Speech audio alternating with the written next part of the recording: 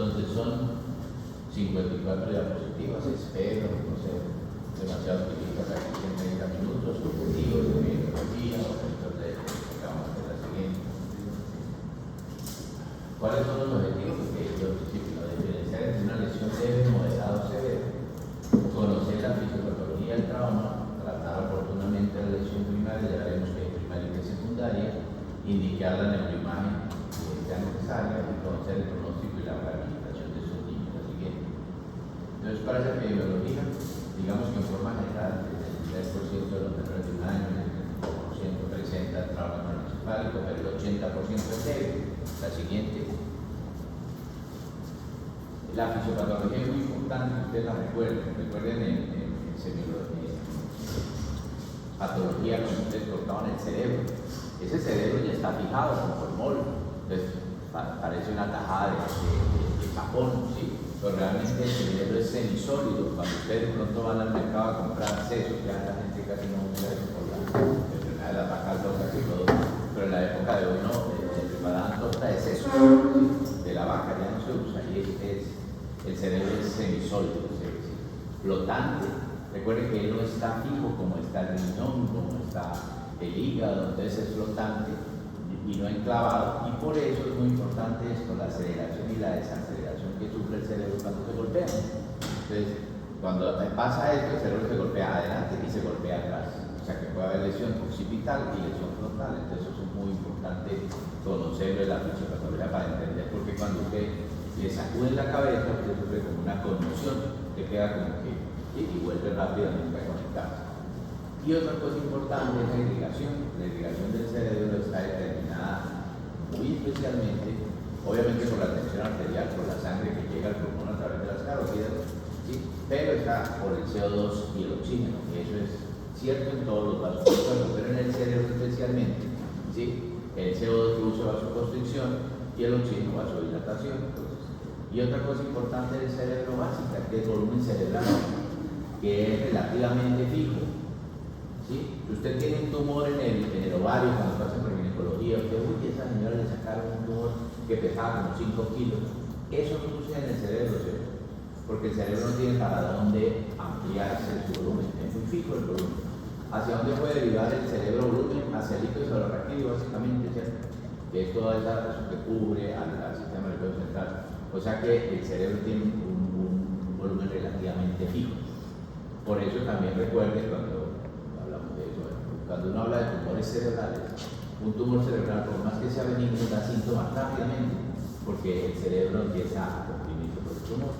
Entonces, realmente eso es muy importante en el manejo, porque algunos manejos, como vamos a ver, consiste en un trauma craneoencefálico, quitarle los parietales, lo que hizo en la libro del doctor Fernando Vargas, para que ese cerebro inflamado, ¿sí?, se inflame, no presione sobre la tabla ósea, y luego se desinflame, y luego le ponen la tabla ósea, le ponen algo de titanio, como cierto arquero de un equipo, chef, el arquero no recuerdo qué equipo tiene una esta de titanio.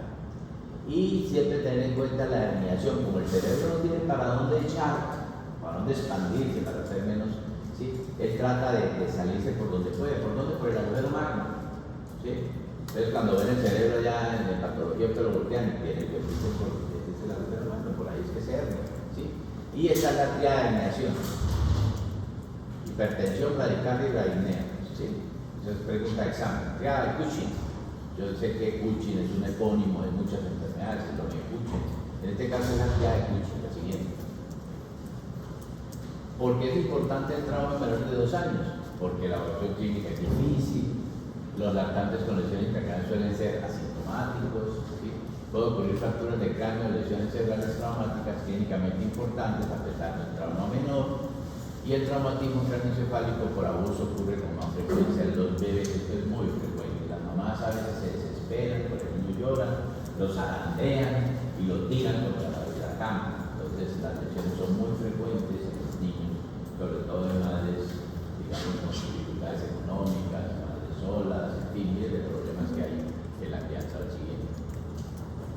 ¿Cuáles son los tipos de lesión? La lesión primaria, como su nombre lo dice, es lo que sucede inmediatamente al trauma, ¿sí? La fractura del cráneo, la lesión axonal difusa, que es el rompimiento de los cables que comunican las neuronas, por decirlo así, la contusión, o sea, el golpe que genera sobre el tejido cerebral y la hemorragia. Esas son las lesiones primarias. Esto es lo que tenemos que prevenirlas, ¿sí? No la podemos tratar, la siguiente. Y la lesión secundaria es la que tenemos que abordar y tratar, que es tratar de disminuir la hipoxia, mejorar la hipotensión, evitar el edema o pensar en el edema, la hipertensión endocraniana, la infección, la disminución del flujo sanguíneo cerebral. Pues ese es el objetivo principal del manejo. La lesión secundaria, la primaria no la vamos a manejar. La siguiente. Esto es importante lo que les decía, ¿no? Ya leímos, mire cómo el PIB, la presión intracraneal y el volumen. El cerebro con pequeños cambios de volumen, ¿sí?, puede mantener la PIB, pero llega un momento en que no. Entonces el cerebro es como esto, ¿sí? Él trata de salirse por alguna parte. Entonces por eso es tan importante la presión intracraneal en un cerebro lesionado. La siguiente. Esta es la escala de Gauss, no se la aprenden, no se la tienen que aprender. Yo siempre les digo, si se la aprenden porque son autistas, que realmente eso no la aprende nadie, si no, como me la sé. Si soy médico hace 30 años, no me la sé, ¿sí? ¿Para qué gastar memoria en eso? Pero sí deben saber que la mínima es 3. ¿Sí? Al menos decir, doctor, la máxima es 15 y la mínima es 3. Ah, bueno, listo. Vamos, listo, sigue.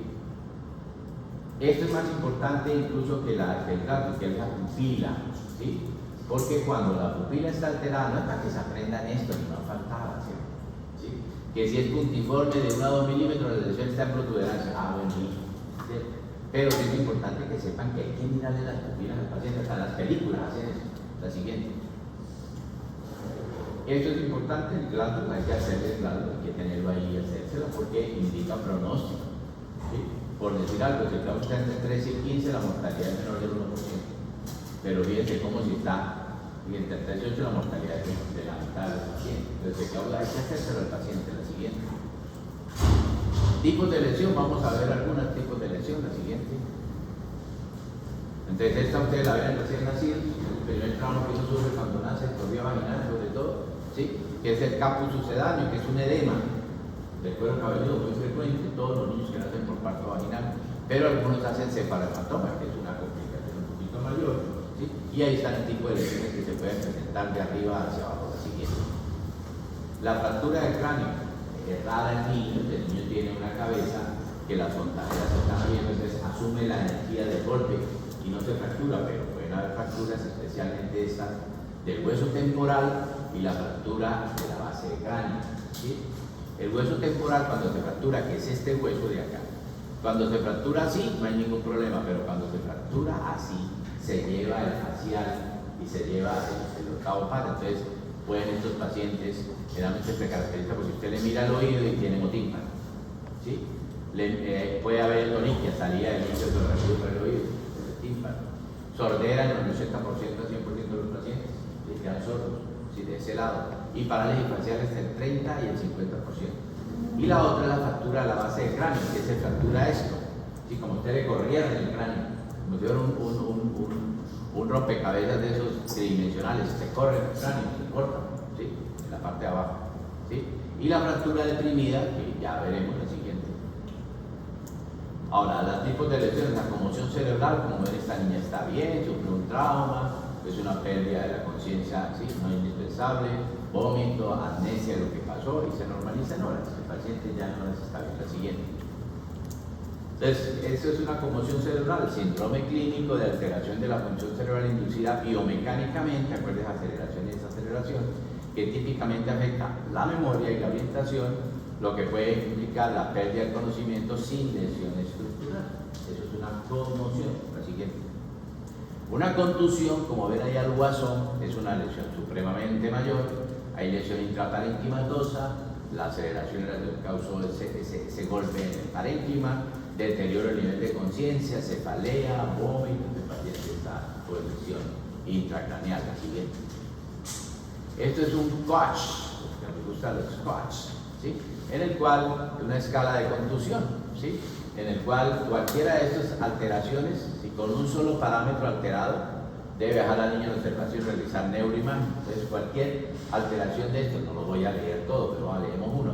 Afecto alterado, síntomas, irritabilidad, fatiga, tristeza, insomnio emocional, spin de depresión, ¿sí?, la prueba específica, un spin de depresión y hacer la neuroimagen, ¿sí?, todas estas, ahí está cognitiva, ocular, afecto, columna cervical, cefalea, cardiovascular, vestibular, del equilibrio.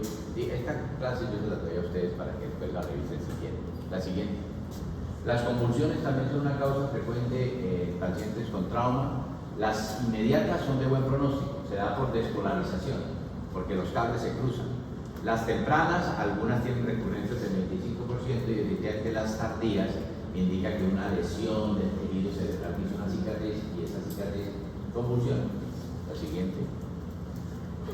El hematoma epidural. El hematoma epidural, como su nombre lo dice, epidural está por encima de la dura madre. Y se debe, cuando ustedes cogen el hueso, en anatomía ve que tiene como unos canales, como si hubiera habido ahí un río o algo así. Esos son los vasos que están pegados a la tabla ósea. Entonces, cuando se golpea la tabla ósea, se rompen esos vasos y el hematoma traiciona el cerebro. ¿Sí? Entonces, se caracteriza por inconsciencia. El paciente se cayó del quinto piso, se cayó, perdió la conciencia, luego se paró, está bien, perfecto, y al ratico empieza otra vez inconsciencia. Esa es la triada, inconsciencia, conciencia, inconsciencia. ¿Sí? Y eso es quirúrgico, eso hay que operarlo ya, de una vez. Hay que hacer craniotomía porque son rápidamente fatales, a pesar de que no hay lesión cerebral directa, pero el hematoma presiona, lo que les decía, la presión en el cerebro es lo básico, entonces tiene que aliviar esa presión porque el cerebro se va a dañar. ¿Sí? La siguiente. El hematoma subdural es un indicativo siempre que haya hematoma subdural de maltrato infantil. El hematoma subdural, la forma es diferente, es diferente la forma y está por debajo de la dura madre, ya está comprometiendo la parte del suraño. Entonces es muy importante en ellos tratar de siempre que un niño tenga un hematoma subdural, tratar de preguntar sobre el maltrato, sobre el buen trato, cómo fue el cuento, qué pasó, porque cuando el cuento no cuadra es que ese no es el cuento, ¿sí? El cuento no iba por ahí. ¿Qué pasamos lista? A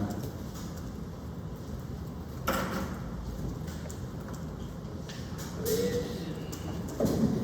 Jesús Andrés Vergara, ausente. Sofía Valentina, no está, ausente. Adrián José Díaz. Linda Vanessa, una de las lindas, tampoco.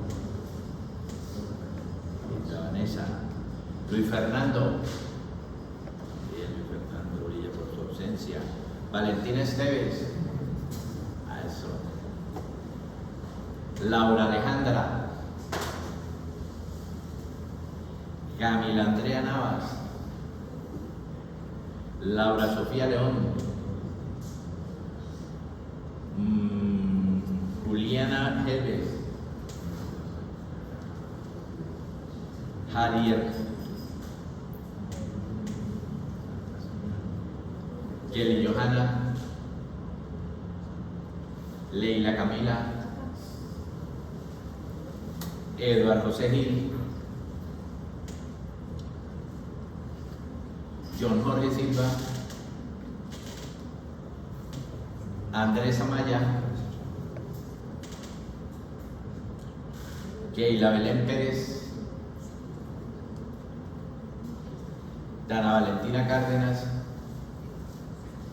Michelle Mariana Miranda.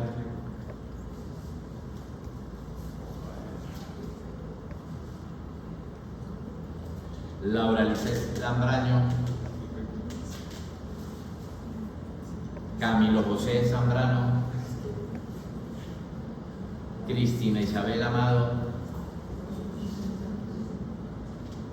Magli Andrea Navas. Natalia Isabel Romero. Valentina Paola Vega. Zaira Alejandra Durán. Rafael Alejandro.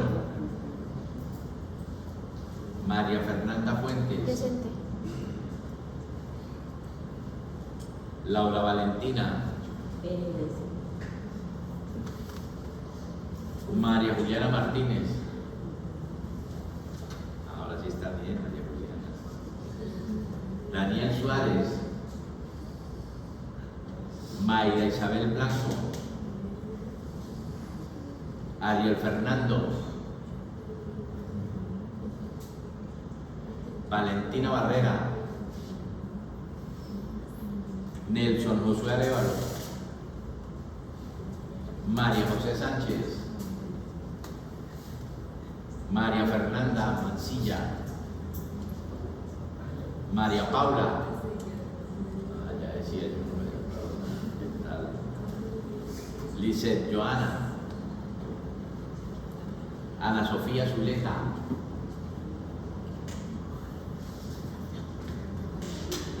Dana Carolina Monimento,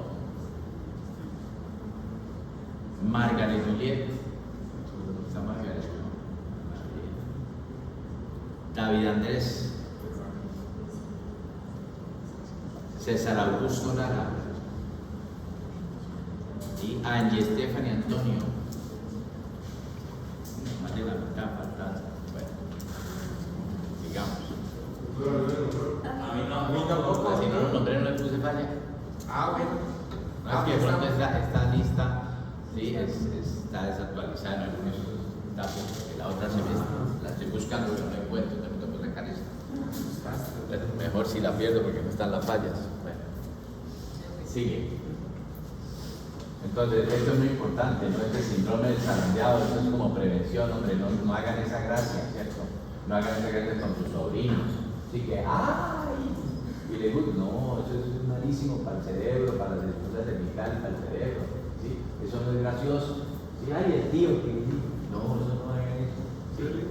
La posibilidad de maltrato son grandes. ¿Quiénes lesionan a los bebés? Ahí está. Generalmente los padres, un 50%. La siguiente es por desconocimiento, ¿no? La hemorragia subaracnoidea, pues es otra de las complicaciones. Esa hemorragia está entre la aracnoide y la pía madre, o sea, está bañada por el cerebro, produce más convulsiones y con lesiones múltiples en el tacto, si se ven lesiones múltiples.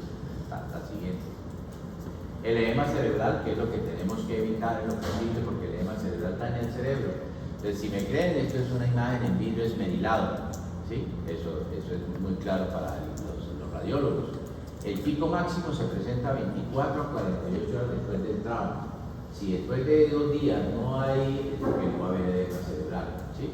La resolución es en 3 a 4 días y ahí lo crucial, como vieron en la fisiopatología, es el aumento de la presión intracraneal. La siguiente. La hemorragia intracraneal ni modo, generalmente son por lesiones penetrantes, arma de fuego, arma cortopulsante. Entonces imagínense el aumento tan grande de la PI y las lesiones secundarias desde el punto de vista motor y sensitivo de ese paciente. La siguiente. Y esta es la lesión axonal difusa. Esto, si ustedes conocen a Schumacher, ¿sí? El corredor de autos, digamos que más famoso, ¿sí? Porque conozcamos como más famoso, no conocimos a Fittipaldi, pero bueno, él tuvo esta lesión. ¿Sí? Esa lesión se caracteriza porque no hay hematoma epidural, no hay hematoma subdural, no hay hemorragia subaracnoidea, sino que se cortan los cables, se cortan los cables. Y una neurona incomunicada es una neurona que no funciona, ¿sí? Porque las neuronas se comunican.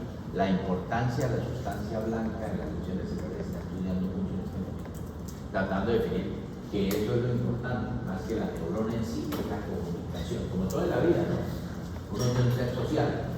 Si usted se aísla, se envejece, porque no se comunica socialmente. Entonces, a los que se van a vivir a la mesa, sí, ¿cómo va a vivir a la mesa? Ya no me molesta, ya solita, la finca, pero se envejece, porque no hay contacto social. Entonces, el contacto social es muy importante, no se lo pierdan. Pero refiriéndome a esto, es el paciente que desde el momento del impacto queda en coma.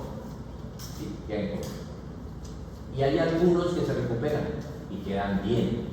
¿Sí? Se despiertan en el 2025, ¿sí? O en el 2030 y dicen, oiga, Colombia fue campeón del mundial. Los esperaron hasta ahora, ¿sí? Entonces, eso puede pasar, pero generalmente esa lesión axonal difusa es de evolución incierta. ¿Sí? Esa lesión axonal difusa. O sea, son las personas que duran mucho tiempo en coma. Sí, exacto. Los pacientes que duran mucho tiempo en coma y algunos se recuperan. Otros no mueren. por eso, no te mueren. Algunos desconectan. Pero si están las funciones, recuerden una cosa importante de la pregunta o la intervención. Recuerden que uno el cerebro no lo necesita para vivir. El cerebro no lo necesita para vivir, necesita el tallo cerebral. Porque en el tallo está la respiración y la frecuencia cardíaca. Ahí está donde está, allá en el tallo. ¿Sí? es donde está, entonces uno no necesita cerebro. Entonces usted puede, sí, la habilidad ya no es que se infecte, ya en la UCI o algo, o la familia dice, no, ya llevan 4 años en coma, desconectemos, pero eso es difícil tomar esa decisión familiar. ¿Sí? Bien. ¿Cuál es el significado de la herniación? Aquí están los diferentes tipos de herniaciones que se presentan, ¿sí? Como yo les dije cuando revisamos la clase, un paciente en decorticación o en descerebración, ¿qué es decorticación? Así. ¿Cierto? ¿Y qué es descerebración? Así. Pero bueno, ¿cuál es la importancia entre uno diferenciar un término si el pronóstico es malo, ¿cierto? Cuando hay herniación, ¿sí? Es malo el pronóstico, se hernia. Puede herniarse de muchas formas, herniarse aquí en esta parte, ¿sí? Es herniarse aquí en los ventrículos, herniarse aquí en el cuarto ventrículo o herniarse aquí en el agujero magno, la siguiente. Bueno, esto es como un resumen de las lesiones, cortico, ¿sí? Entonces, si yo tengo un trauma craneoencefálico y tengo una alteración de la conciencia corta, de corta duración, recuperación sin signos locales neurológicos, eso es una conmoción cerebral. Si al contrario tengo una pérdida de conciencia un poquito mayor, con recuperación con signos focales, quedó con algún problema en la mano, no la puede mover, entonces una contusión, ¿sí? Ahora, si yo sufro una alteración de conciencia y un intervalo libre y luego caigo en conciencia, compresión, hematoma fibroso, ¿sí? Y con prolongación, empeoramiento progresivo, pues compresión o daño cerebral. La siguiente. ¿Cuándo solicitar la TAC? Porque ella es la TAC, no es una señorita, la TAC, no el TAC. La TAC, pues tú eso, como decimos los santandereanos. Cuando ven cualquiera de esas cosas, toca hacer una TAC, ¿sí? Esta es muy importante, ¿sí? Menor de un año. Menor de un año hagan una TAC, ¿sí? Hematoma, herida o mayor de 5 centímetros, amnesia anterografía mayor de 5 minutos, hemofilia, obviamente. Un hemofílico se bloquea con cualquier cosita y hay hemorragia, es una indicación del ataque, con un golpe. Fractura deprimida, 3 o más episodios de vómito, convulsión tardía, etcétera, etcétera. La siguiente. Esto es lo que le debe decir a los padres, tú eso. No lo voy a leer tú eso, que nos demoramos mucho. Entonces usted dice, señora, lléveselo para la casa, si usted ve que el niño vomita más de 3 veces y tiene 1 hora, tráigalo, en 8 horas, ¿sí? Debilidad de un brazo o pierna, en fin, todo eso le dice que la parte negra del ojo esté más grande que la otra, ¿sí? Entonces todo eso le dice a la mamá para que lo cuide allá en la casa cuando decide mandarlo para la casa, cuando no lo necesita observarlo en una unidad de urgencia, la siguiente. Y esto es importante, ¿no? Esto me lo regaló un estadounidense, que el 25% de los niños graves heridos serán llevados por sus padres en sus propios vehículos hospitales sin capacidad para atender un trauma severo. O sea, se van para donde no es. La mamá desesperada se va en una ambulancia amarilla, ¿sí? Hacia arriba dice taxi. Entonces, ¿sí? Entonces realmente eso es muy importante. ¿A dónde lo mando yo? A la acción cardiovascular, al hospital internacional, a la comunidad, o sea, ahí el neurólogo, el neurocirujano, entonces se quiere emitir una parte adecuada, ¿sí? No da cualquier hito. La siguiente. Traumatismo craneoencefálico, transporte directamente a un hospital que cuente para resucitar, investigar y manejar, ¿sí? Completar la reanimación inicial y establecer el paciente antes de la transferencia, ¿sí? Y en el paciente con clausus menor de 8, intubar en lo posible, pero una vía aérea adicional. La siguiente. Que hay que garantizar en el trauma un flujo sanguíneo cerebral adecuado y controlar la presión intracraneal. Ese es el objetivo básico del manejo.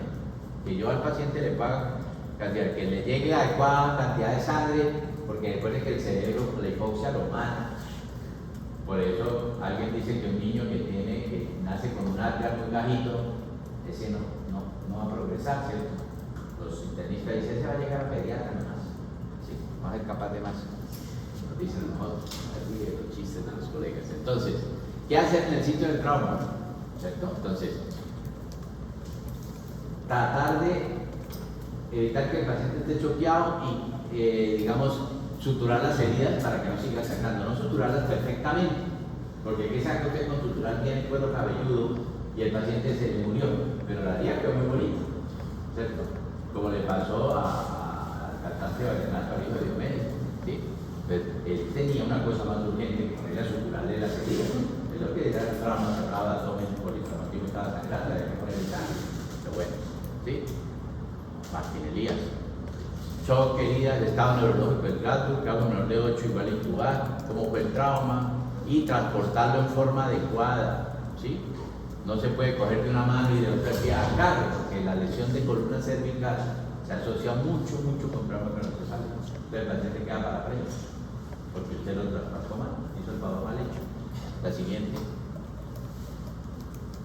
Dos parámetros importantes, ya los dijimos: capacidad de función de la corteza cerebral, Glasgow. Aplicarle el Glasgow con el esquema en mano.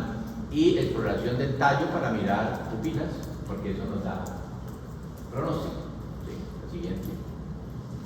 Y luego hago un examen minucioso, despacito, con calmita, que miro los párpados, para ver si lo puede mover, el mesencéfalo, el fondo de ojo, para ver si hay edema, la fuerza y la simetría, y los pares craneales y los reflejos tendinosos, hay que ir con calmita evaluarlo. La siguiente. En la cabeza, palpar, inspeccionar herida, mirar si hay salida de líquido sorregio por alguna parte, el signo de Butler y los ojos de mapache, ya lo miramos, y salida de material encefálico, puede salir de material encefálico. ¿Sí? Columna cervical, porque yo les digo, cuando siempre un paciente politraumatizado, póngale el collar, ¿sí? De Filadelfia, y luego le toma la placa, y si no tiene lesión se lo quitan, al revés, ¿sí? Mirar también el resto del cuerpo, porque un politraumatismo a veces es mortal más que la lesión en su cuero cabelludo. La siguiente.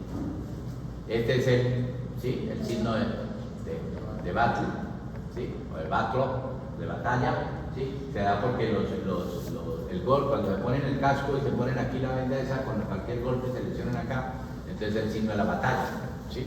Indica lesión importante de base de cráneo. La siguiente. Esto es el hemotimpano, que créanme que allá hay sangre. La siguiente. ¿Cuándo sospecha lesión medular cervical? Rango de movimiento del cuello solo debe evaluarse antes de realizar la imagen, solo sí. Solo sí. El rango de movimiento del cuello solo debe evaluarse antes de realizar la imagen, solo sí. El niño estuvo implicado en una simple colisión de automóvil, ¿sí?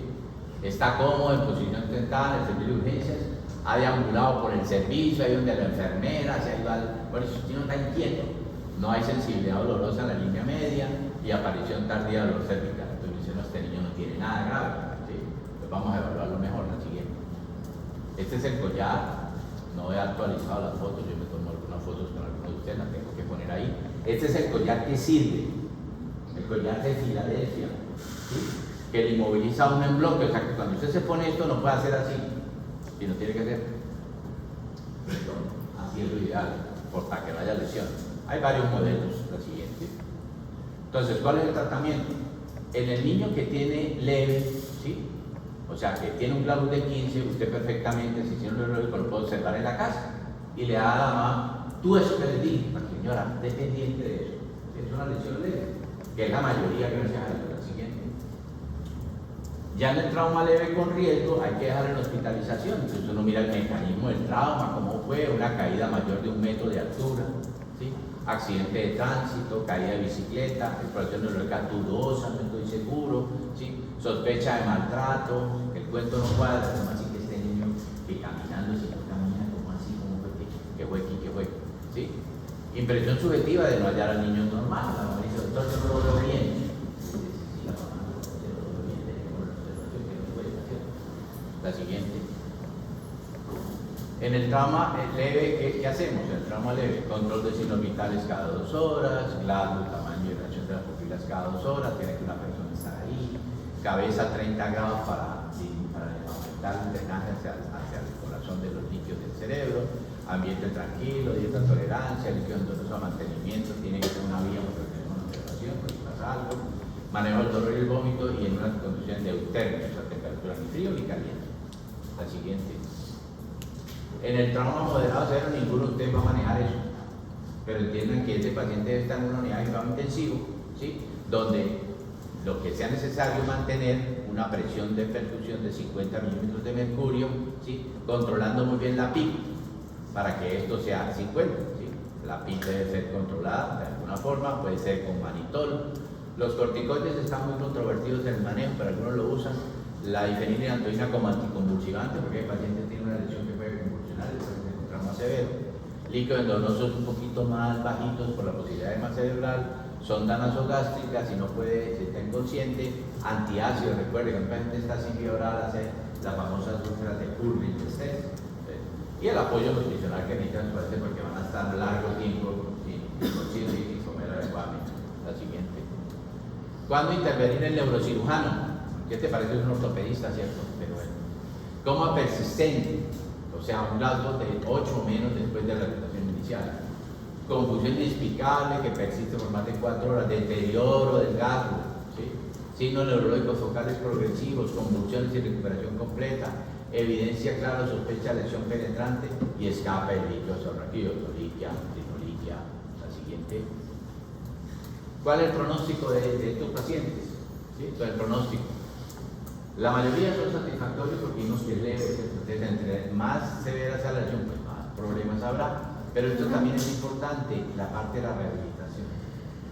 Estos niños necesitan del pediatra, del fisiatra, porque algunos quedan con problemas musculares de paresia, y el fisiatra tiene que trabajar, la fisioterapeuta y el fisiatra, el otorrino, porque algunos niños tienen lesión de los nervios, el acústico, el facial, el fonoaudiólogo, porque algunos tienen que empezar a hablar nuevamente, el psiquiatra, muy importante, porque la mamá le echa la culpa al papá, la papá le echa la culpa a la mamá, pero eso usted para qué le compró, ¿usted por qué? Y le regaló una bicicleta, pues regale el casco, si le dio unos patines, regale el antimaturante, todo. Como debe ser, que si van a hacer regalos de ese tipo esta Navidad, haga el favor bien hecho, no le regala sobre una bicicleta, si le van a regalar una bicicleta, regale el casco, regale todo. ¿Sí? Bueno.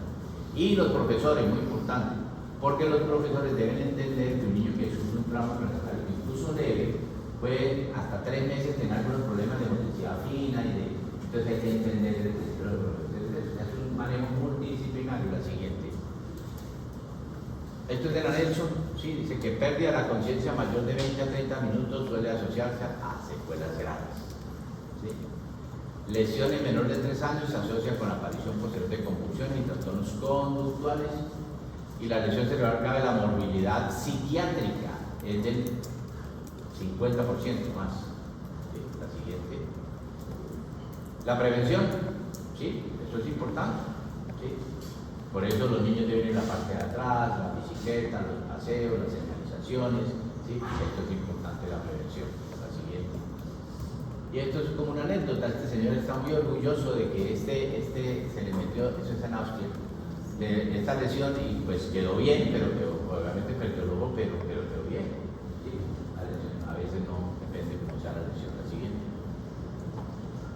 Conclusión: aunque es una lesión de causa externa frecuente, prevenible, la mayoría de las veces leve, se debe obtener una análisis detallada del mecanismo del trauma para descartar la posibilidad de maltrato infantil y las posibles lesiones para un tratamiento adecuado que mejore el pronóstico. Profe, ¿cuánto tiempo puedo esperar entre, pues, si el niño tuvo un trauma moderado severo, no muy severo? ¿Cuánto tiempo qué? Ella tuvo el trauma, se recuperó, estuvo en la UCI, se le hicieron todos los procedimientos, pero el niño necesitó rehabilitación porque no camina. ¿Sí? Caminaba y no caminaba. O está muy hipotónico. Sí. ¿Cuánto tiempo puedo esperar yo para empezar la rehabilitación? No sabría decirte exactamente el tiempo. Lo que te puedo decir es que el tiempo de recuperación no se sabe. Algunos niños reaccionan rápido y mejoran. Pero los niños se recuperan a pesar del pediatra, ¿no? Y a pesar del trauma, porque la maleabilidad del cerebro y la posibilidad del cerebro recuperarse es grande, ¿sí? Pero no sabría decirte en qué tiempo se inicia la recuperación. Yo creo que lo más temprano posible que el niño pueda. Porque es que nosotros tuvimos en la San Luis un niño que venía de Estados Unidos. Él tuvo, los papás tuvieron un accidente, el papá murió, bueno, el niño tuvo una lesión en C3, bueno, tuvo una lesión medular gravísima y un trauma craneoencefálico gravísimo. Y como que perdió, no hablaba, no, o sea, era un niño de 2 años que tocaba alzarlo porque no se movía.